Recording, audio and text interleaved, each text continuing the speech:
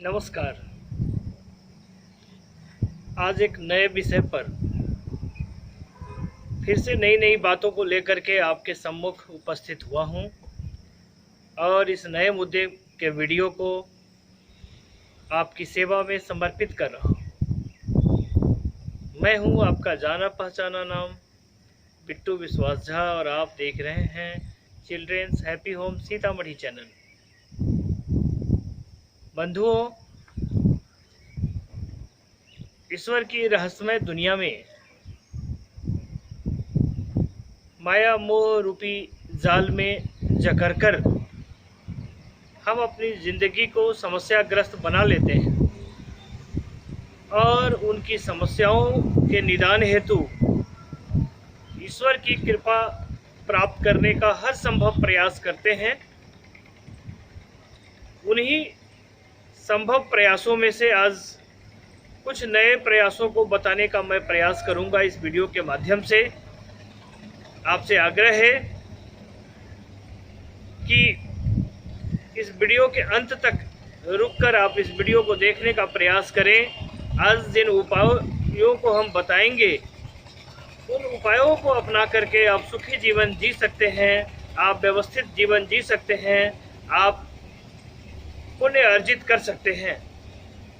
कहा गया है कि जन्म कुंडली में जब हमारे ग्रह दशाओं की स्थिति कमजोर हो जाती है तो मति भ्रम, बहुत सारी समस्याओं का सामना करना पड़ता है।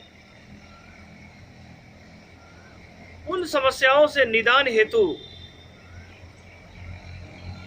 धर्म विशेषज्ञ हमें विभिन्न प्रकार के क्रियाकलापों का सलाह देते हैं और उन्हें अपनाकर हम ईश्वर की कृपा प्राप्त करना चाहते हैं।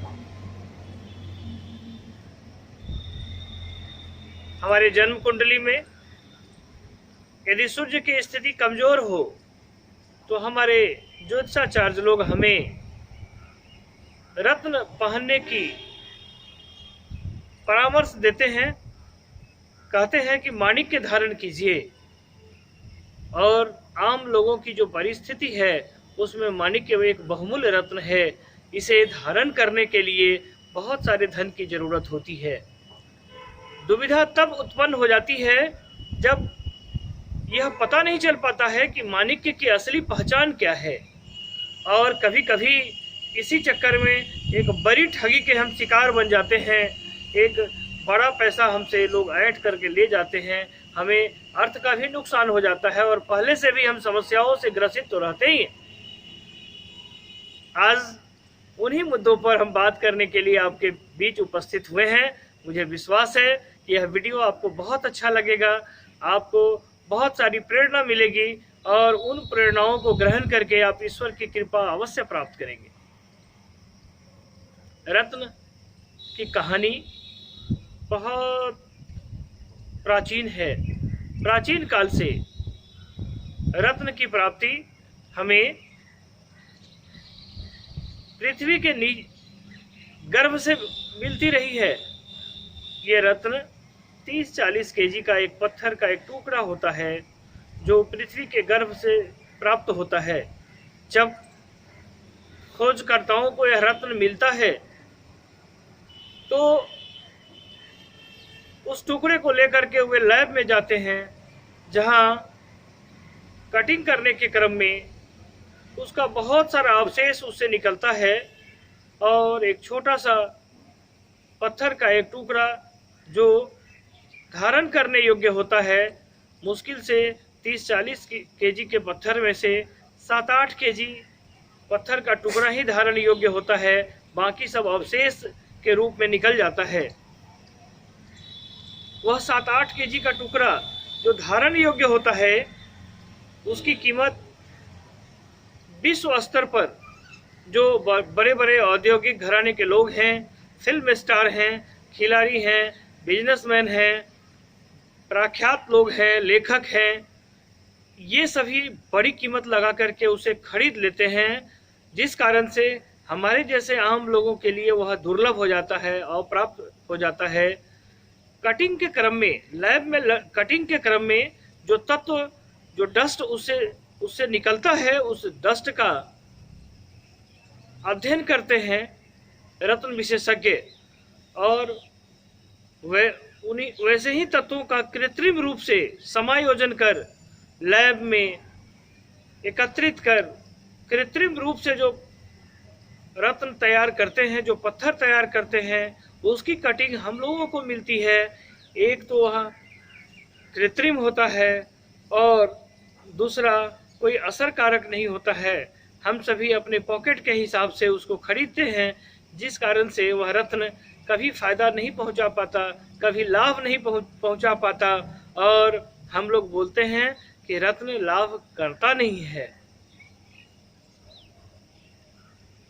बहुत सारी बातें हैं। रत्न को पहनने के चक्कर में बहुत सारा धन नुकसान हो जाता है और हम लोगों को शुद्ध रत्न प्राप्त हो नहीं पाता है। आइए, कृत्रिम रत्नों से ज्यादा शुद्ध रत्नों के बराबर लाभ पहुंचाने वाले भी अन्य विकल्प हैं ज्योतिष शास्त्र में। आज उन्हीं विकल्पों को समझने का हम प्रयास करेंगे और उन्हीं मुद्दों पर बात करने के लिए हम आपके बीच उपस्थित हुए हैं। जब कोई ज्योतिषी जी आपको परामर्श दे कि माणिक्य धारण कीजिए, क्योंकि माणिक्य एक बहुमूल्य रत्न है और इसकी भी टाइमिंग लिमिट है, इतने ही दिनों तक यह असर कारक होता है, उसके बाद उसको बदलना आवश्यक होता है। एक सामान्य नागरिक के लिए यदि वह एन केन प्रकारेण पैसा जुटाकर खरीद भी ले तो वक्त वक्त पर उसको बदलते रहना उसके बस की बात नहीं होती है। ऐसी परिस्थिति में हमें नवग्रह के वृक्षों का मूल धारण करने से रत्न के बराबर या रत्न से ज़्यादा लाभ हम ले सकते हैं। जब कभी कोई ज्योतिषी जी आपको परामर्श करें कि यदि आपका सूर्य कमजोर है और आप माणिक्य धारण कीजिए, सोने में धारण कीजिए, तो आप उसकी जगह पर ज्योतिष शास्त्र कहता है कि आप उसके जगह पर बिल्वपत्र का जड़ धारण कर सकते हैं। आपको बिल्वपत्र के पेड़ के पास जाना है और श्रद्धापूर्वक याचना करते हुए, प्रार्थना करते हुए बिल्वपत्र से उनका जड़ मांगना है और यह रविवार के दिन यह प्रक्रिया करनी है और आपको इसको धारण करना है। कैसे धारण करना है, हम इस पर आने वाले भविष्य में एक नया वीडियो बनाएंगे और आपको बताएंगे कि यह कंदमूल कैसे धारण करना चाहिए। यदि आपका चंद्र कमजोर है और ज्योतिषी जी ने आपको कह रखा है कि आप मोती धारण कीजिए, मैंने बताया है और आप समझते भी हैं कि मोती कीमती रत्न होता है और नहीं पहचानने पर ठगा जाने का ज़्यादा संभावना रहती है। तो इस परिस्थिति में हम लोग खिरनी का जड़ धारण कर सकते हैं। मंगल को कहा गया है कर्ज कारक, और यदि मंगल हमारे जन्म कुंडली में कमजोर हो, निर्बल हो और ज्योतिषी जी ने हमें प्रिस्क्राइब किया हो कि मूंगा धारण कीजिए, हालांकि मूंगा बहुत महंगा नहीं होता है, मूंगा के खरीद में बहुत जालसाजी होने का चांस नहीं रहता है। तथापि यदि मूंगा के जगह पर हम नवग्रह की लकड़ियों में अनंत मूल वृक्ष का यदि जड़ धारण करें तो वह मूंगा के बराबर या मूंगा से अधिक फलदायी होता है। तो हम लोगों को अनंत मूल वृक्ष का जड़ धारण करना चाहिए। यह लाल धागे में धारण किया जाता है। खिरनी का जड़ या चंदन का टुकड़ा।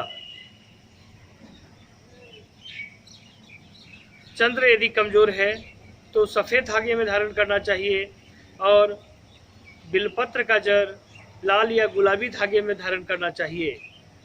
यदि जन्म कुंडली में बुध कमजोर है और ज्योतिषाचार्य जी ने हम लोगों को पन्ना धारण करने के लिए सलाह दिया है, तो इस परिस्थिति में विधारा का जड़ हरे रंग के धागे में या हरे रंग के कपड़ा में हमको धारण करना चाहिए। हमने बताया है कि धारण करने का क्या विधान है, इस पर हम शीघ्र ही एक नया वीडियो लेकर के आपके बीच उपस्थित होने का प्रयास करेंगे। यदि बृहस्पति हमारा कमज़ोर है और किसी ज्योतिषी जी ने हमें परामर्श दिया है कि पुखराज धारण करना चाहिए, तो इसके विकल्प के रूप में केले का जड़ बृहस्पतिवार को पीले रंग के धागे में धारण करके हमें पुखराज और उससे अधिक पुखराज को धारण करने से जितना अधिक लाभ प्राप्त होगा, उससे ज़्यादा या उसके बराबर हम लोग केले का जड़ धारण करके लाभ प्राप्त अर्जित कर सकते हैं। यदि जन्म कुंडली में शुक्र कमजोर है और विशेषज्ञों ने हमें हीरा धारण करने के लिए सलाह दिया है, तो हीरा के जगह पर मंजीच का जड़ या गुल्लर का जड़ हम धारण कर सकते हैं और हीरा से ज़्यादा लाभ प्राप्त कर सकते हैं। हीरा से के बराबर हम शुक्र को बलवान कर सकते हैं, शुक्र को सबल कर सकते हैं।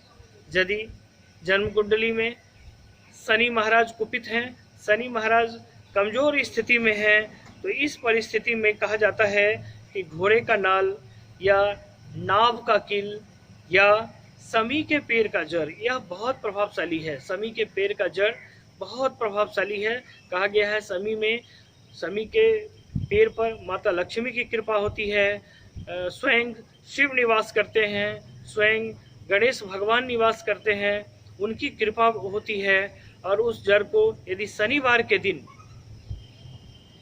काले कपड़े में